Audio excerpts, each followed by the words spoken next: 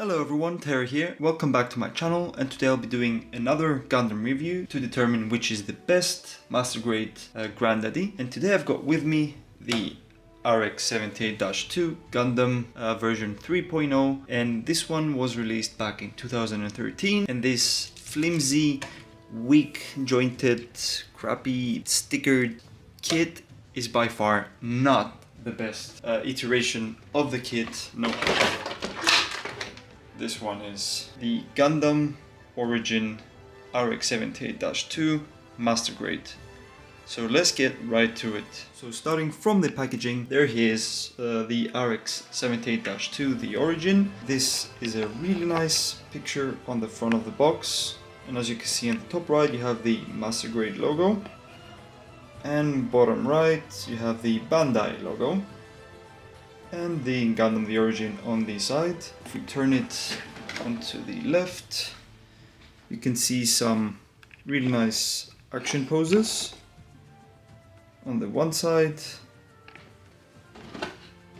Here you've got the face picture again, and on the other side you have the front view, the rear view of the kit, and some more effect parts and whatnot on the side of the box. So I will not be going much into the history about Gunpla. If you want to know more, check out the links for my previous videos down in the description below.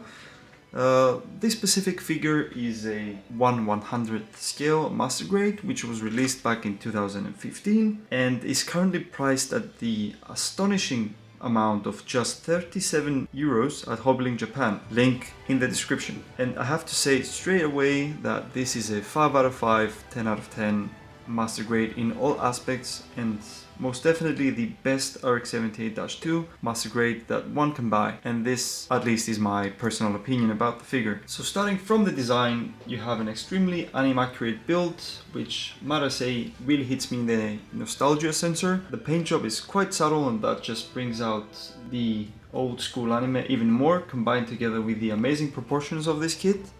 And seriously, just looking at it feels like I'm rewatching the 1978 anime all over again. This thing is looking amazing, and I haven't even gotten to the details of it. So just to completely compare it next to the previous version that was released, the version 3.0. So starting from the head, other than the fact that I have lost the V-fin on the 3.0 version because it kept popping out. The faceplate is quite similar, but the Origin seems to have a bit of a slicker design, a bit more thinner design, let's say, to better match the proportions of the body, whereas this one feels to have a bit of a larger head compared to the chest size area. Other than that, you have a bit of a porcelain, or let's say ash white on this one, whereas on this one you have pure white and some really weird colorations, like here on the side.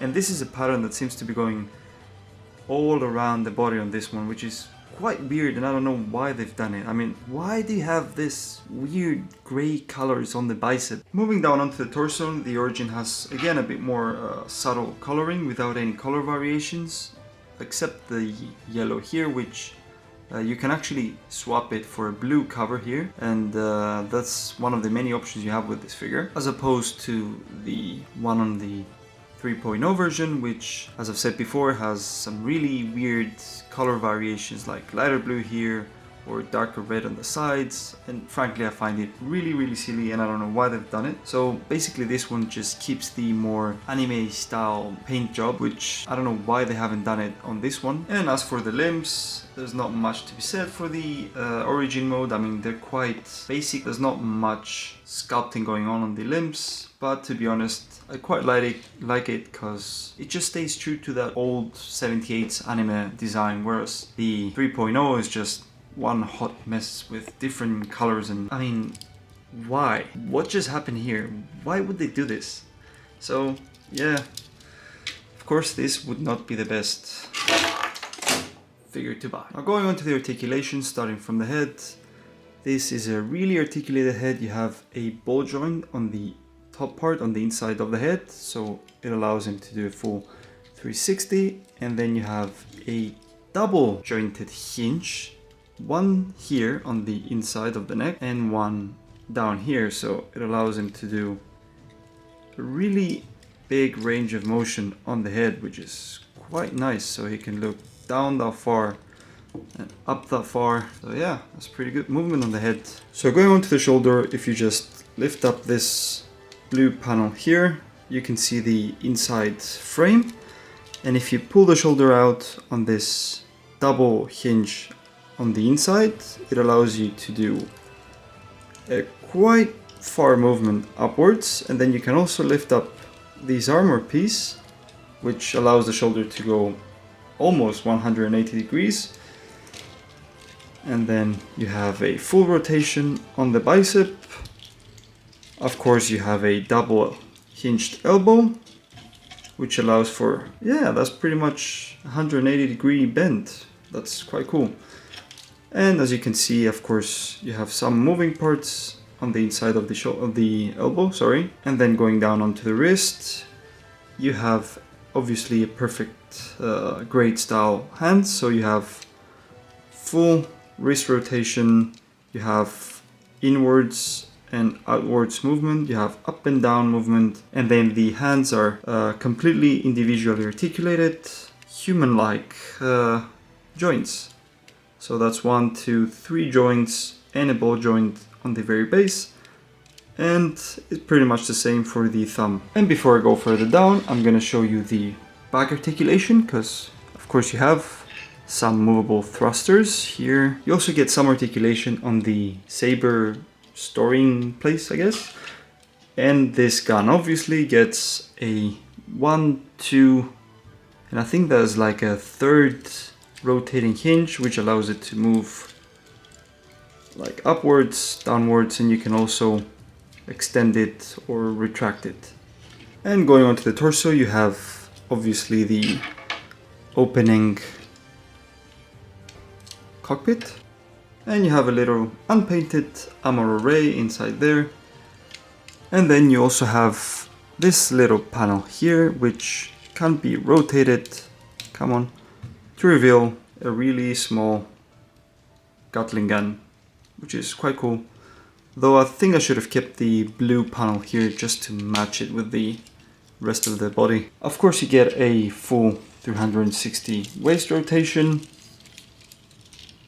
as is standard with most Gundam motor kits. And you have a back bend, and if you pull the waist a bit up, you get a bit of a down movement as well, which is quite cool, and a side to side, which is really nice. Moving down onto the hip, you have of course hinged skirts. The side ones just open up like so, and the front ones, they can move up,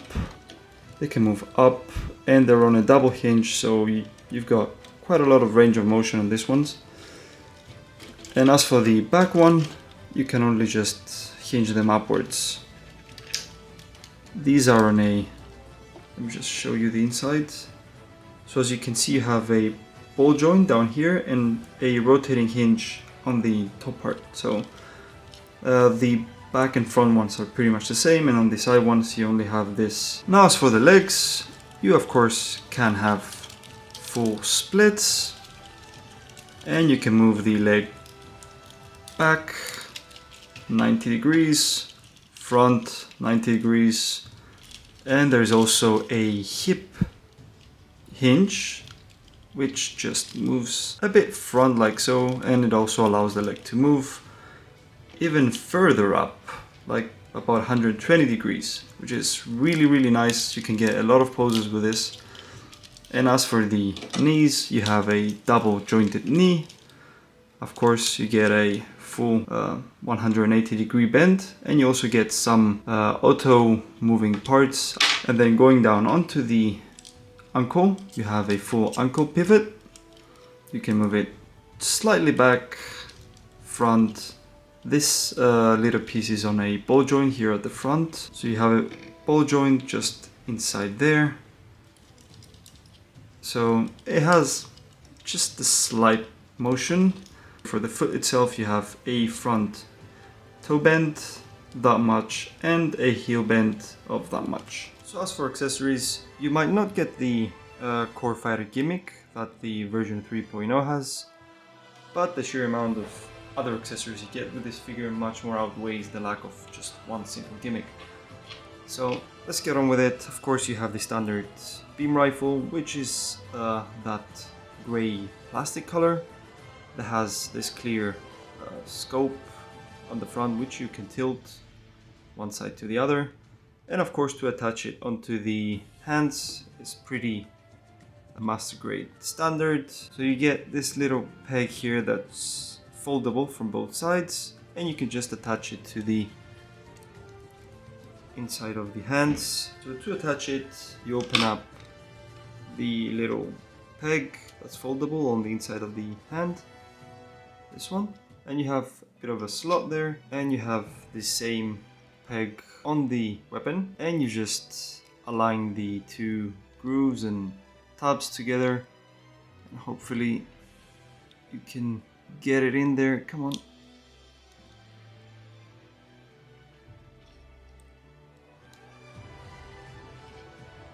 So there it is attached, and you just fold the fingers around. Yeah, I didn't manage to put the index finger inside the actual pistol grip. That's pretty much it, and this is pretty much the same for all the attachments of the weapons. So you also get a second beam rifle, because why not have two, which is pretty much the same color, same plastic, and you can attach it the same way onto it. The only difference is that you also have a folded out handle, which you can actually have him hold, and that's pretty much it. There's also a storage design onto all of these weapons, so you can actually store them onto the kit itself. If you flip out this little hinge here, you have this little peg which goes onto the back right here, or you can also stick it onto the shield, onto these two tabs you have on each side. And I mean, it's pretty basic. You can just, you know, flip this out, just line it up, and it should sit right in. I like so. It doesn't stay all that well secured. So speaking of the shield, I really like this shield. It's quite simple, not much going on about it, as opposed to the version 3.0 shield, which has a little bit more detailing, let's say, but I still prefer this one. It's much more anime accurate, so yeah, and to be honest, the function on this one is much better. So as for the shield, you have a tab right here which allows you to flip up the visor, which is really cool. You also have it on the 3.0 shield, so you can store it by using this little peg here, which you can attach to the back here, and it's pretty simple. You just put it in there and it stays right in place. As I mentioned before, you also have these two slots which are for the rifles, so you can store them here on the shield. And to place it onto his arm, you just adjust the handle grip, and you rotate this so it's looking downwards. And as you can see, there's a bit of a opening on both sides of his arms. I think it's on both sides, yeah. So you just align the peg with this slot and it should go right in. And I'm really amazed with this attaching method, because it stays on there really well, even without utilizing the actual arm. So you can have it attached while he's dual wielding the beam rifles or the beam sabers. And speaking of beam sabers, of course you get the beam saber effect parts, which are these really light pink color. Obviously it's see-through, and to attach it, of course, you have a beam saber. Come on, focus on it. No, don't focus on the figure, focus on this. Yep. So you just plug it in. Yeah, finally my camera decides to pick up on the little saber. Come on. So that's pretty much it. And of course you can detach the one right here and use it, and to attach it onto the arm is the same way as with the beam rifles and all the other accessories. And of course, if you want, you get this little part which can replace the gun on the side here, and you can have the dual saber on the back, kind of like this guy. And of course, what would the granddaddy of anime mecha be without the standard bazooka? And I really like this one much more than the version 3.0, which I have right here. They are more or less identical, except some minor, design aspects, but I prefer this one, and I'm gonna tell you why. Of course, the coloration is more anime accurate. The way of attachment is pretty much the same, but because you have a bit of a longer groove here, whereas this one is a bit shorter and it has a bit of a more downwards angle, it's much easier to put this on his shoulder, whereas the other one. So, and one more thing you do get with this one is you have interchangeable ammunition, which is quite nice actually. I mean, it doesn't really have any purpose, but you do get a second pair of these missiles. So if you want, just for the fun of it, you can swap out the previous missiles. Quite fun. So to attach the bazooka onto his arm, of course, is the same method, and you have this little peg here which goes onto the slot on the back, and again it stays there for storage. And last but not least, you do get effect parts, which is something that not many Master Grades get nowadays, and I really love these ones. So to attach them, of course, there is one specific effect part for every specific weapon he has on his body.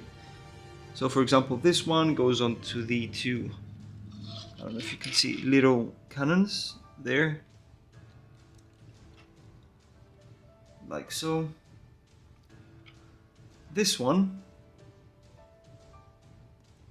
goes onto the flip out Gatling cannon, which you have right here. So if I can manage to just open this up, yep, right in there, like so. And then the last one, which has a flat peg on the top, goes right onto his wrist guns.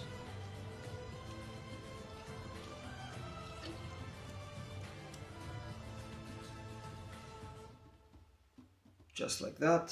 So I really like the fact that they have included these with this kit, and I think more kits should have these effect parts. It just brings out a more, let's say, active posability onto the figure. I mean, you can pretty much show dynamic poses, especially with the effect parts. I would like to have an extra effect part for the rifle on the top, because why not? Last for size comparison, again, here he is next to the Master Grade Gundam 3.0 version, pretty much the same height. Here he is next to Beast Wars Transmetal Optimus Primal. Here he is next to Cybertron's Voyager class, Leo Breaker, or Leo Prime. I mean, the Voyager class is a bit taller than a Master Grade, I guess. And here he is next to Beast Wars Rampage. They're more or less the same height. Rampage is a bit taller, just slightly. So as I've said in the beginning, I find this to be an amazing kit. It's definitely a 10 out of 10. The build quality rivals the perfect grade. And I've built this straight out of the box, and I didn't have any loose parts or joints. The build was simple and fun. And the end result, oh my goodness, you get anything and everything you could ever want from a Gundam kit. Well, except stickers, you don't really get much of them, and personally I don't really like them. So just to add one more thing, someone recently commented on one of my previous Gundam videos that kits like this are not made to be toys like Transformers. They should be made once, placed on a shelf, and never be touched with. And this is something I completely respect, of course, and I agree up to a level, especially when it comes to custom-made kits that are used for competitions and whatnot. But in the case of model kits like this one, I have to say that these can be played with and you can pose them to your heart's content, and I encourage you to take it, play with it, and enjoy it. This, especially this kit, can take it. So I encourage builders, young or old, to have fun with their kits. So I hope you've enjoyed this video. Please like and subscribe, and leave your comments below. Till next time, stay geeky and take care, everyone.